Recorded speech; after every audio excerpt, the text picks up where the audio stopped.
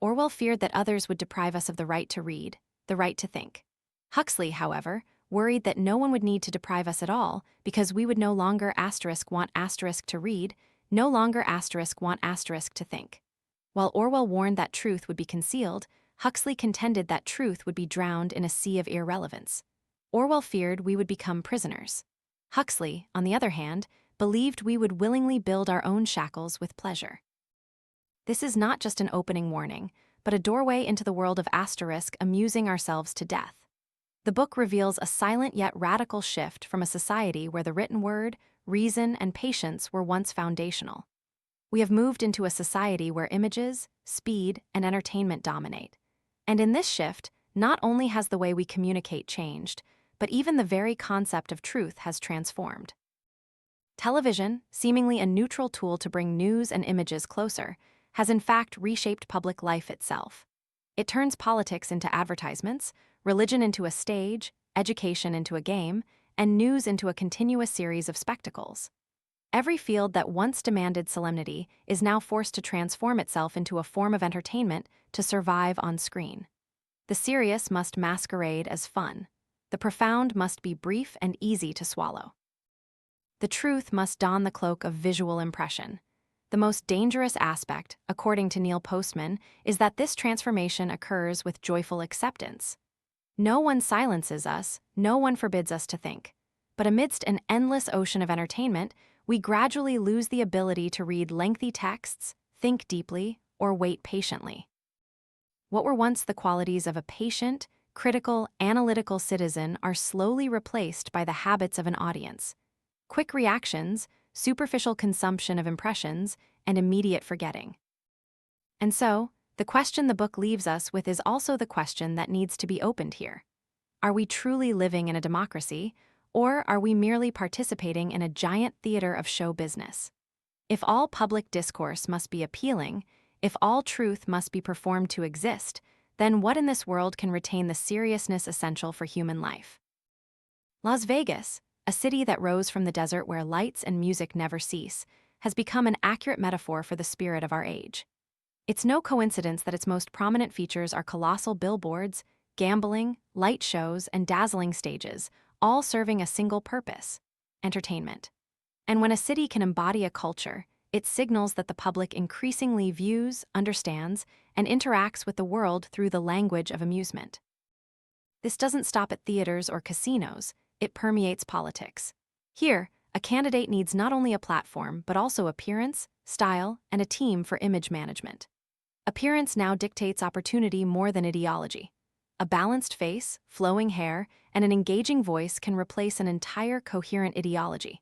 If once a book could make people ponder ethics or politics for hours, now a smile on a screen can convince an audience in mere seconds.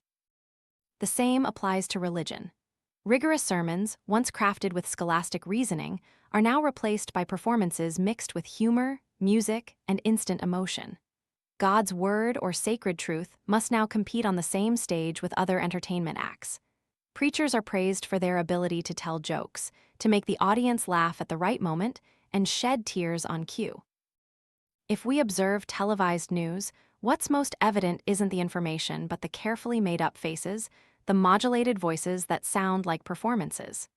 Important news segments are edited to be visually appealing, orally pleasing, and fit commercial breaks. Everything is presented so the public finds it easy to consume, easy to scroll past. And that is the essence of the problem. The medium is not neutral.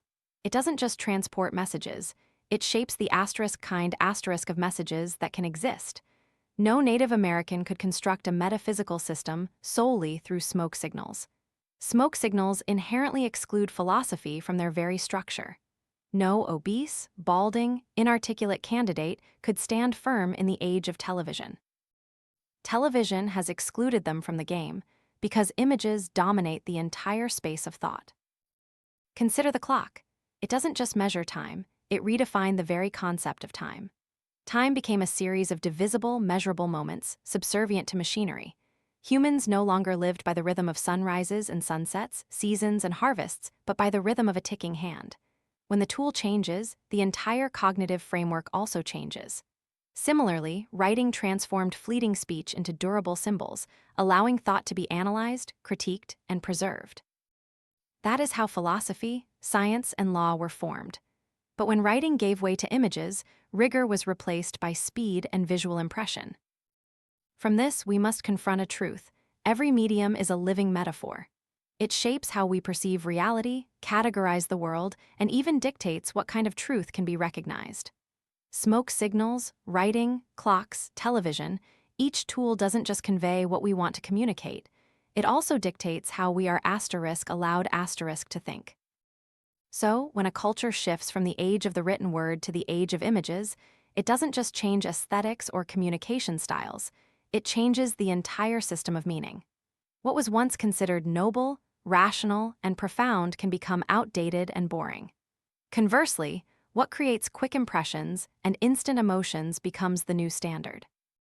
In this context, we can understand why a serious news item, like a war or a disaster, can be immediately followed by a commercial or a comedic segment. Television allows, and even demands, such juxtaposition. Form dictates content. If we think this is merely a superficial cultural phenomenon, we miss the core point. Every medium carries a philosophy, an epistemology. And when the medium becomes dominant, that philosophy becomes cultural destiny. Today, many believe they are living in a world of diverse opinions, but in reality, they are living in a giant theater where every role must adhere to the same rule: be entertaining. Politicians cannot simply offer reasoned arguments, they must have bright faces on screen, pleasant voices, and smiles that land at the right moment. These elements become prerequisites, replacing the logical coherence of a platform. Image management has replaced ideological management. Imagine a candidate stepping onto a debate stage looking tired, heavyset, with a hoarse voice, even if their words contained sharp insights. Their ability to convey would be overshadowed by their appearance. Television shows no mercy to anything that doesn't meet visual standards. Content is pushed aside if the form isn't pleasing to the eye. This is a harsh selection process, and it determines who has the right to speak in public. This isn't limited to the political stage. Televised news reports are produced with the same formula: eye-catching visuals, engaging music, and an anchor's voice that's more expressive than accurate. The anchor, once considered a journalist, has now essentially become an actor. The time spent on makeup, hair, and wardrobe often exceeds the time spent preparing the script.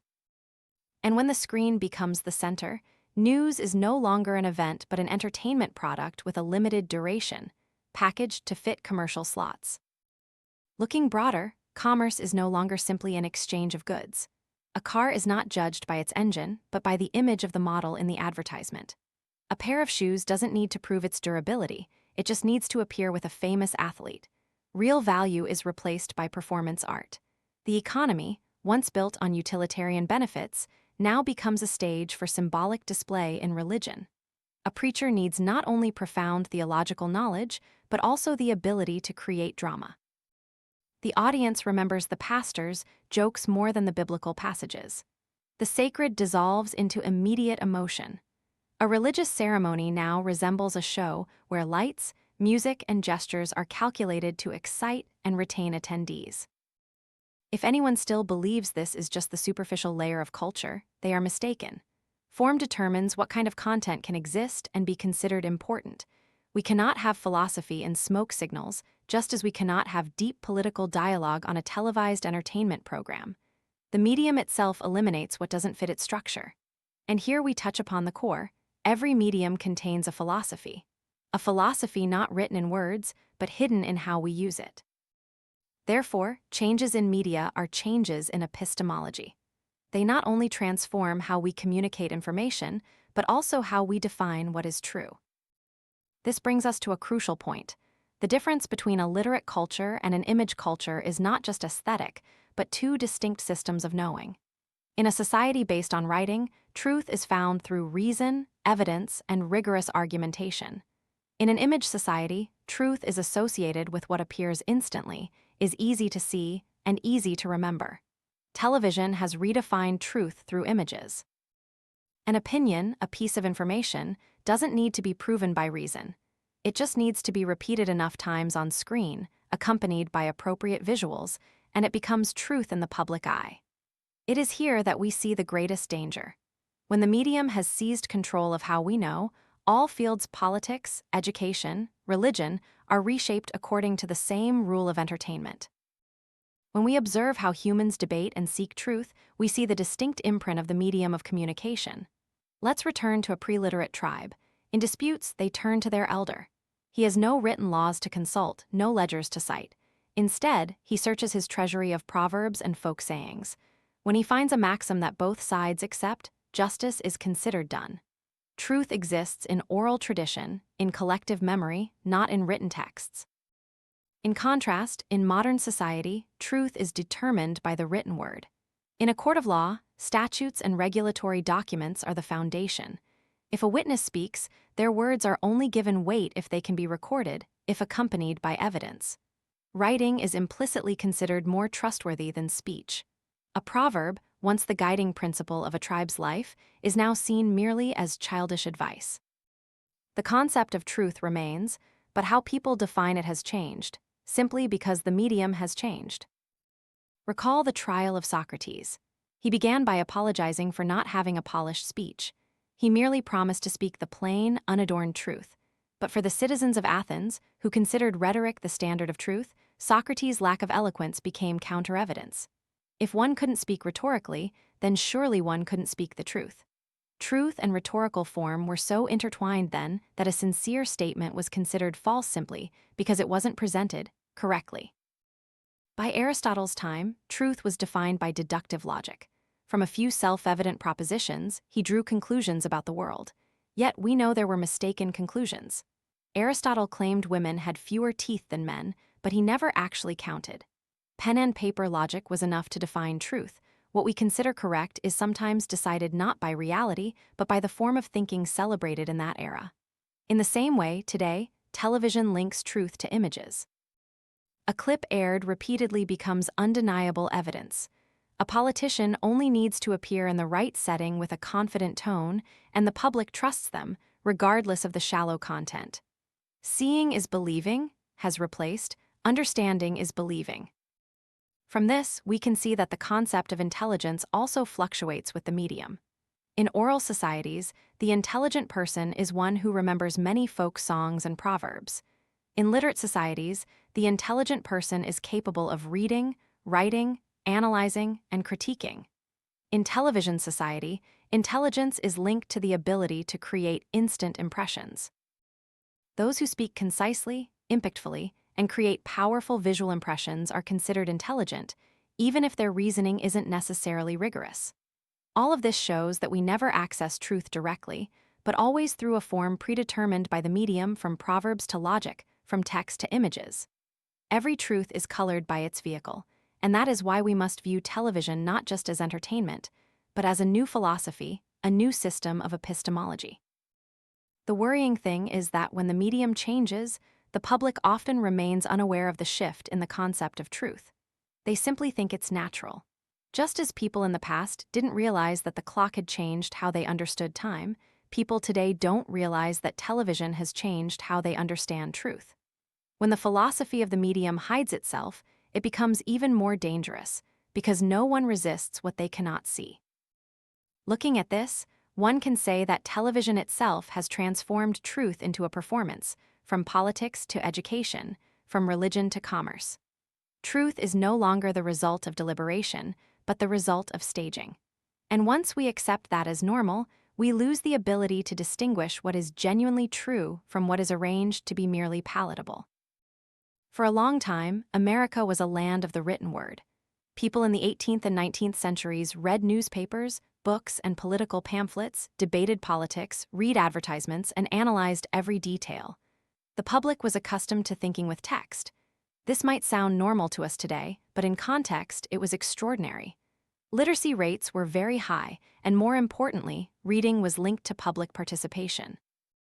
Reading was not just for entertainment, but for discussion, for voting, for shaping society. Look at early advertisements. They weren't filled with vibrant images like today. They were lengthy, analyzing product uses, listing advantages, comparing with competitors. Advertisements assumed that readers were patient enough to ponder, rational enough to weigh options. That was a hallmark of literate culture. The public was seen as rational subjects. But gradually, with the development of printing technology, advertising began to change. Words shortened, images started to take over. Instead of reason, they used symbols, colors, slogans. Advertising transformed into an entertainment stage, signaling the weakening of the written word. At the same time, legal and political life also bore the imprint of literacy. Trials were not just places of judgment, but also arenas for demonstrating argumentative prowess. Lawyers were judged by their ability to arrange arguments, cite evidence, and connect precedents. The public attending trials understood and expected this. Literate intelligence became the norm. People of that era, even in remote areas, engaged with texts naturally. They read political essays, discussed laws, and wrote letters exchanging opinions. One could say that in daily life, literacy permeated every corner. A farmer could debate the Constitution, a merchant could write newspaper articles criticizing the government. Public space was woven by text. Even journalism back then wasn't like the concept of news today. It didn't just provide facts, but was also a forum for reasoning. Each article was a chain of arguments, an invitation to debate. Readers didn't skim, they read to respond, and when they participated in politics, they carried that mindset, debating as a civic habit. Thus, a literate culture not only produced a reading public, but also shaped a specific type of literate individual. They lived in a current of argumentation. They were accustomed to organizing arguments in their minds. They were averse to unexplained contradictions. This was a unique form of intelligence, tied to the ability to utilize written language. Writing was not just a tool, it was the living environment of thought. However, alongside the development of printing technology, the seeds of change emerged. Towards the late 19th century, advertisements became less textual, more visual. Newspapers chased sales with sensational, easy-to-read stories. From argumentation to sensationalism, from reason to instant emotion, that was the turning point, signaling the decline of literate culture. This was no small change. As the public gradually grew accustomed to quick reading, short news bites, and catchy slogans, their capacity for reasoned argument also weakened. They became less patient with lengthy texts. They wanted events presented instantly. Once public attention spans shortened, the environment of the written word lost its supremacy. Thus, America, once a powerful testament to the strength of the written word, also witnessed its erosion. From lengthy, reasoned advertisements to dazzling, image-filled billboards, from argumentative journalism to sensational headlines. This process clearly reflects that writing once formed the cultural foundation, but that very culture prepared the ground for the arrival of another successor: image culture. When recalling 19th century political debates, people often refer to the famous confrontations between Lincoln and Douglas. Thousands flocked to town squares, standing for hours under the sun just to hear every exchange. Each speech could last up to 3 hours, and the audience would listen patiently, often continuing the discussion after the debate concluded. The public then had the ability to absorb complex spoken words as if they were reading a book. This shows that the spoken language of that era was no longer ordinary conversation. It had become a form of prose delivered aloud. Speeches were structured like written texts with clear arguments, evidence, examples, and comparisons. Politicians then didn't need to perform visually, they had to demonstrate their intellectual capacity through language. Audiences didn't demand entertainment, they demanded arguments. Imagine the difference. A politician today might be remembered for a pithy soundbite, an expression captured in a few-second clip. In the age of literacy, people remembered entire chains of argumentation, how an idea was constructed and dismantled. The public's patience was the foundation for literate intelligence. Such debates were not just political events but cultural ones. They showed that the public was trained in a written environment. They read lengthy newspapers, were accustomed to multi-page essays. They could process a large amount of information without becoming confused. The literate mind allowed people to engage with complexity rather than flee from it. The question arises, what kind of citizen does a literate society demand? They are individuals accustomed to receiving ideas through written language, who know how to organize their thoughts coherently and how to critique with arguments. Such a society encourages reflective thinking, self-restraint, and continuity. In such a world, truth cannot be reduced to a slogan, but must be debated, explained, and proven. That is why Lincoln Douglas-style debates are vivid evidence.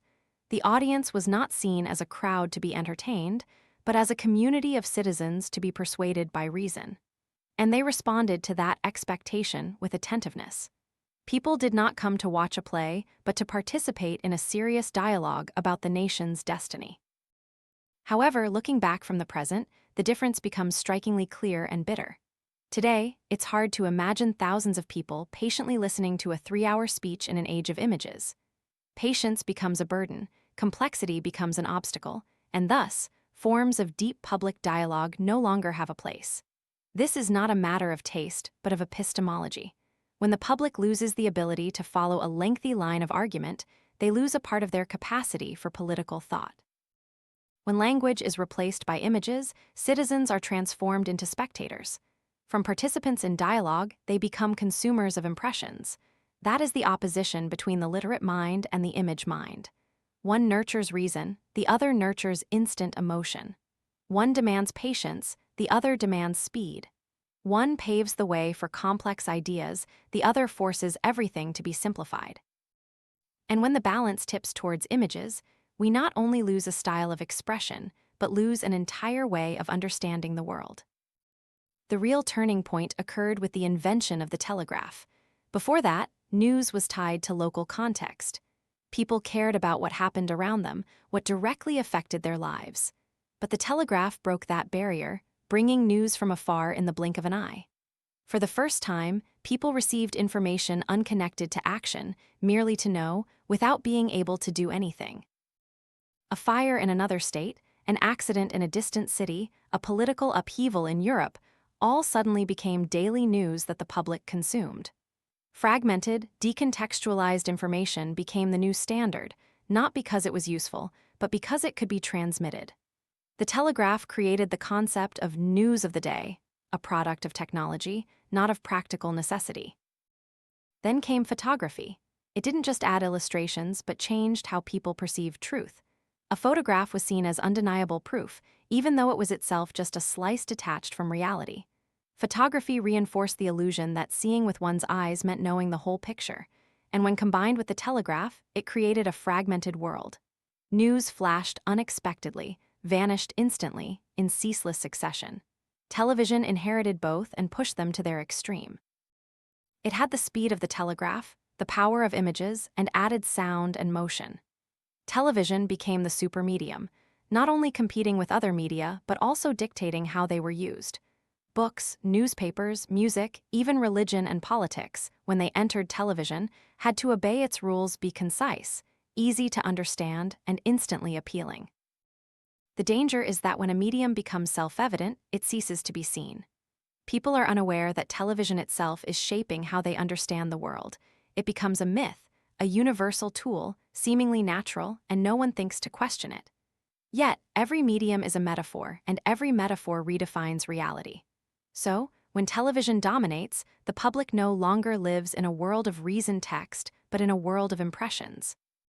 What is important and what is trivial jostle on the same plane, arranged adjacent to each other like continuous segments. A natural disaster can be immediately replaced by a humorous news item, simply because the program structure demands it. Reality is fragmented into tiny pieces, and the concept of context vanishes. This is the fundamental difference between the age of text and the age of images. Text forces the reader to engage, analyze, and create context. Images allow the viewer to consume instantly and then forget. As literate culture declines, the public loses the ability to sustain a prolonged train of thought. The world becomes a stage of continuous flashes, where novelty, not depth, is paramount. And it is here that we understand the tragedy we are living. By allowing television to define truth, we have transformed citizens into spectators, politics into a show, education into entertainment, religion into a spectacle. Every public sphere is drawn into the gravitational pull of show business. From a literate culture, where argument and reason were at the core, we have slid into an image culture, where impressions and instant appeal hold sway. And when this change becomes self-evident, it also becomes fate. We are amusing ourselves to death. People once thought that television was just an open door, allowing us to see the world through different eyes faster, clearer, more vivid. But the truth is, it doesn't expand the world of the written word. It redefines the entire way we understand and communicate about the world. Television refuses to let serious fields retain their original nature. It forces everything to wear the only garment it can tailor: entertainment. Anchors, politicians, preachers, teachers all, when entering the television space, must learn to speak the same language: the language of speed, of images, of rapid rhythm. If a message cannot become an engaging segment, it will disappear. Television eliminates what cannot be entertaining and keeps only what fits its rhythm. Notice how a news program is constructed. Images are selected to make the strongest impression. Backgrounds are arranged to captivate. Background music is composed to evoke emotions. Any content that isn't visually appealing is immediately cut. A tense meeting can be condensed into a few seconds of footage. A long speech can be distilled into a single quote. And so, truth is no longer defined by the depth of argumentation, but by its ability to appear timely on screen. This is also true for politics. Everything, when it enters television, must transform itself into a performance. An election campaign no longer revolves around a dense platform, but around a few dozen-second clips, around the candidate's smile, around images of a happy family on a green lawn. In a literate environment, a candidate needed the ability to debate. In a television environment, they need a bright face and an appealing voice. The same goes for religion. A sermon is no longer measured by its erudition or coherence, but by its ability to make viewers cry, laugh out loud, or dance to the rhythm of lights and cameras. Modern studios have replaced ancient chapels. The preacher is no longer just a conveyor of sacred words, but a performing artist, celebrated for their captivating style, storytelling ability, and humor. The public no longer goes to church for contemplation, but to watch an engaging performance, to feel excited, to be energized. In this transformation, sacred content is gradually pushed backstage. Religious messages are simplified into a few memorable slogans, a few inspirational quotes, a few moving musical segments. Religion gradually loses its inherent power, replaced instead by the symbolic value of a television program. If a preacher cannot attract the camera, their message, however profound, will hardly be known. This is not just a change in medium, but a change in essence. Television forces religion to redefine itself. From a system of traditional doctrines and rituals, it transforms into a form of spiritual entertainment. And thus, the public also changes how they receive religion. Instead of seeing it as a way of life, they see it as a temporary emotional experience. Faith is replaced by feeling, the sacred by excitement, and more dangerously, once audiences are accustomed to televised religion, they begin to judge all other forms of religion by that standard. A traditional ceremony, solemn and lengthy, is easily deemed boring, outdated. A ceremony with music, lights, and large screens is considered modern, relatable. The measure of the sacred is replaced by the measure of entertainment. The result is that instead of television learning to serve religion, religion itself must learn to serve television. And when this role reversal is complete, we are no longer witnessing a religious ritual but a show. The name remains the same, but the essence has changed. And in that change, what was once most sacred has been dissolved into the ocean of entertainment. In the age of television, politics becomes a commodity that is advertised. If in the age of literacy, candidates had to deliver long speeches, explain their views, and prove their arguments, now candidates are condensed into short videos, often lasting only a few dozen seconds. Instead of arguments, they offer an image. Instead of a platform, they present a smile, a glimpse of their private life, a slogan. Election campaigns are now indistinguishable from commercial advertising campaigns. Political ads resemble commercials for soap or cars. Products are no longer defined by their features, but by the feelings they evoke. Candidates are similar. They are no longer judged by their administrative capacity or long-term vision, but by the instant emotions they create on screen. A handshake, a scene of playing with children, a humble image in the kitchen, all are staged to send a message: I am approachable, I am trustworthy. In this environment, history and ideology become burdens. There is no room for lengthy analyses of economic policies or foreign affairs. Those things are not visually appealing, not engaging, and won't hold the audience's attention. Ideology is stripped bare, history is marginalized. What remains are only current images, edited to impress. The irony is that the audience doesn't realize this hollowness. They feel they know the candidate, but what they actually know is a televised portrait, edited like an advertisement. They know the smile, the voice, the demeanor, but not the stance, the vision, the principles. False familiarity replaces political understanding. Voters are no longer analytical citizens but consumers. They choose candidates as they choose products on a shelf, not based on intrinsic value but on packaging and advertising. Politics becomes an emotional consumer game where voting is like shopping, and like goods, candidates who don't sell well disappear from the market. Politicians, of course, must adapt. Instead of writing speeches, they hire image consultants. Instead of writing essays, they produce commercials. Instead of delving deep into an issue, they learn to answer in 10 seconds. Television does not allow for anything else. And when someone tries to be different, presenting lengthy, complex analyses, they are immediately considered boring, disjointed, not visually appealing. The frightening thing here is not just the simplification of politics, but the erosion of the concept of the citizen. Citizens are by nature responsible for thinking, analyzing, and engaging in dialogue, but television viewers only need to react with emotion. From citizen to audience, from dialogue to consumption, that is an irreversible slide if we accept the logic of television. If there's one place where the entertainmentification is most evident, it's in education. When it entered the screen, people initially thought television could be a wonderful tool to convey knowledge, dynamic, visual, easy to access. Science programs were staged like adventure films, lessons packaged as games. The idea sounded humane. Children would learn more because they found it more interesting. But hidden beneath was an incredibly dangerous implicit lesson. Learning must be fun. If it's not fun, there's no need to learn. Children, after years spent in front of screens, absorb not only the content of lessons, but also this subliminal message.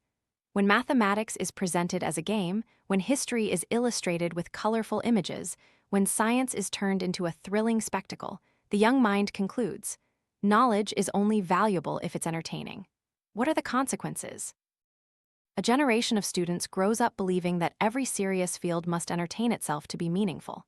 If a religious sermon lacks music and staging, it becomes dry. If politics lacks eye-catching visuals, it becomes distant.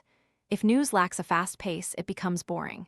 The entire public sphere is subjected to the same standard: instant appeal. In a literate environment, learning meant patience, the ability to sit for hours pondering, rereading, analyzing every idea. In a television environment, learning means continuous excitement. If excitement wanes, students tune out. Patience, once the foundation of deep thinking, is eradicated. The irony is that producers of educational programs on television believe they are doing good. They see children happy, laughing, attentive, and think it's a success. But they don't see that at that very moment, children are learning another lesson, the lesson of superficiality. When all knowledge must be entertaining, knowledge loses its power to compel effort. Effort is replaced by entertainment, and that is a betrayal of the very concept of education. Furthermore, when learning becomes a game, the distinction between learning and playing disappears. Initially, that might seem good. Children no longer see learning as a burden. But then, when faced with serious reality, with tasks that demand perseverance, they feel disappointed. They expect everything to be easy, interesting, and fun like television. Society creates a generation of citizens lacking the resilience to endure the difficulties of thinking. From this, we can see that education on television is not just a tool, it is a philosophical message. It redefines learning, redefines humanity's relationship with knowledge, and that message, though unspoken, is more powerful than the surface content. Television teaches children that knowledge is not something to be discovered through effort, but something to be consumed for pleasure. When thinking about the dangers of media, many often recall an Orwellian vision, a totalitarian state, a harsh censorship system where every word is monitored, every thought crushed by fear. But the true danger of our age comes from the opposite direction. No one needs to silence us because we are voluntarily drowning in an ocean of entertainment. What Huxley predicted has come true. People don't need to be forbidden from reading books because they no longer want to read. There's no need to suppress dangerous ideas because amidst countless amusements, no one has the patience to listen anymore. We are not oppressed by fear, but lulled by pleasure. Look at public life.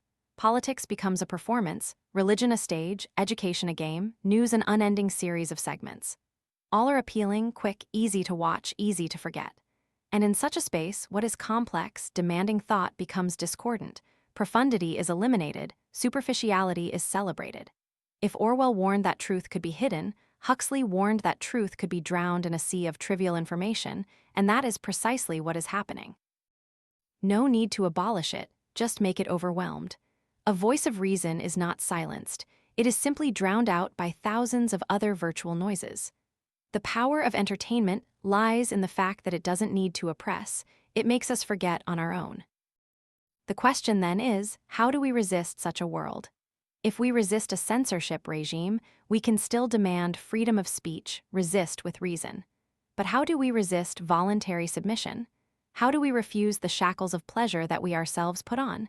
This is the most cruel paradox. We revel in our own captivity.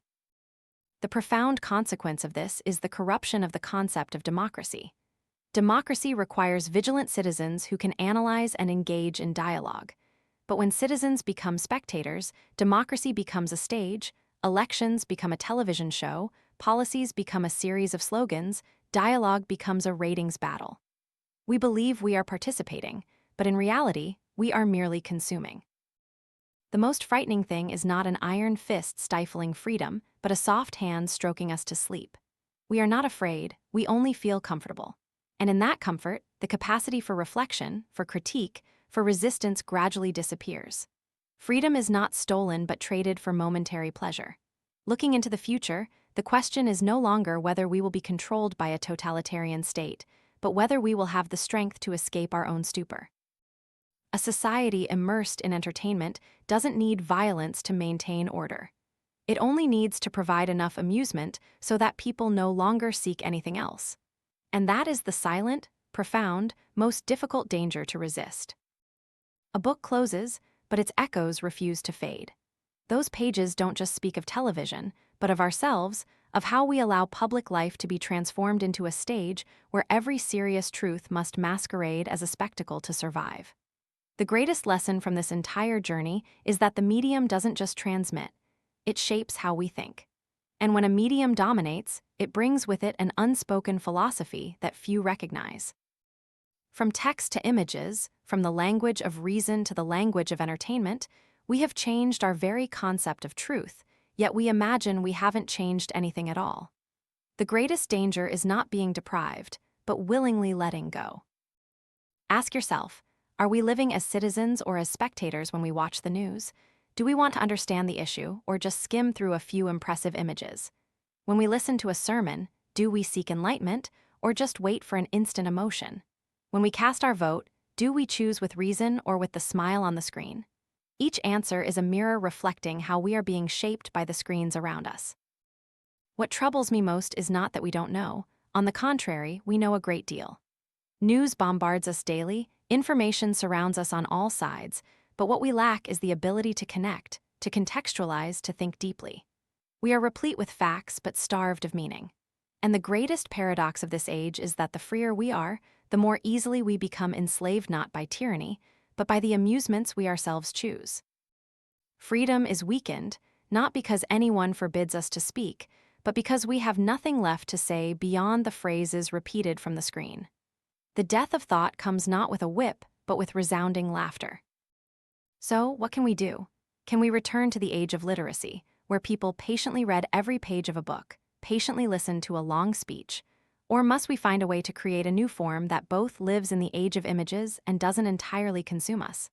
Can an image-based culture exist while still retaining depth of thought, or is that just an illusion? This question is not just for scholars or critics, it is for each and every one of us. Each time we turn on the news, each time we scroll through a screen, we can ask ourselves, does this help me understand more, or just provide fleeting amusement? Each time we choose to read a lengthy text instead of a short news bite, are we resisting the superficial rhythm of the age? The power to change lies not in some distant collective decision, but in each small daily habit. Closing this book, I don't want you to just nod and agree there's a problem. What's more important is, what will you do starting tomorrow? Will you let screens continue to define how you think, or will you reclaim the right to define that yourself? Will you let instant pleasure become shackles, or will you dare to endure the hardship to reach meaning? I want to leave you with a difficult question. In a world where everything wants to make you laugh, who will teach you to cry if no one else will? Will you still be able to understand what truth is, what humanity is? This is not a call to abandon television, the internet, or technology entirely. This is a reminder. Look directly at the unspoken philosophy within each medium. Recognize when you are acting as a citizen and when you are merely an audience. And if possible, choose the harder path, the path that keeps your mind from being dissolved. Because ultimately, the future is not predetermined by screens, but by how we use them. Screens can be a mirror that makes us forget ourselves, or a looking glass that helps us awaken. The choice is yours right now.